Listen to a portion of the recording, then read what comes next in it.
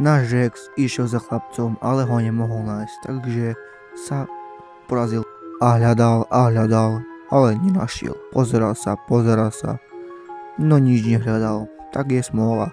Rexko je smutný. Tak smola nemohol nájsť takého krásneho chlapca. Volal sa s názvom Toxi, ktorý ho všetci ľúbili a mali ho rád. No nič, musím ho ďalej vyhľadať.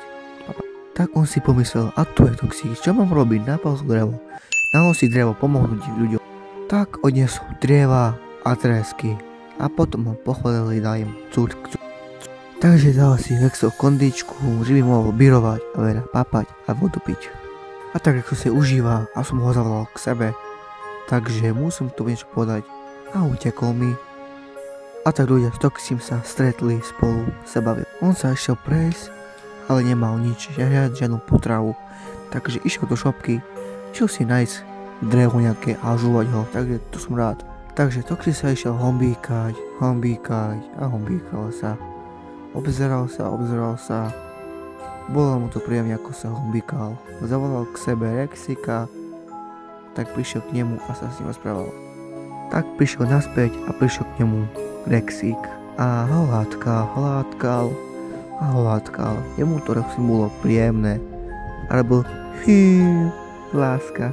Tak sme si pošli sadnúť a sme sa porozprávali a sme sa hladkali. Takže ľudia, nevádí to naspäť, ako sa to hrálo. Nevádí, že nejak to musí byť proste to. Smutný bol Rexik. Neviem, čo sa mu stalo, ale sme sa kútili dookola a niečo zbadal. Nič. Zrazu sa behal. Takže sa behal a prišiel ku mne spýtať sa, ako sa mám. Tak som povedal, že dobre a pomaly sa behal ku mne, takže obzeral sa, nič tam není, pozeral sa a nič nenašiel. Myslel si, že som bol frajer, ale nič z neho nebude. Našiel tam mačku, zakričila tam a už ju napadol. Tak Tox išiel na obchodu kúpiť niečo papať Rexovi, bo bol veľmi hladný a ja on bol hladný, takže kúpili si niečo sladké alebo niečo piť, rožky, všetko možné a behal k nemu, niečo mu dal. Tak si vybral svoje veci, ktoré jedlo on a odnesol jemu všetko zbytok, čo potreboval. On sa chytil, hej, čo sa stalo? Mačina Rexik išiel s pláčom domov, lebo nemal žiadnu frajerku. No a Toxi sa rozhodol ísť na strom, no neviem, či pôjde, ale asi áno. Takže išiel na strom, nebal sa a potichu, že by Rexo nevidel, že ide hore, lebo Rexo by dostal veľký záchvat, aby kričal o pomoc, ale nevadí.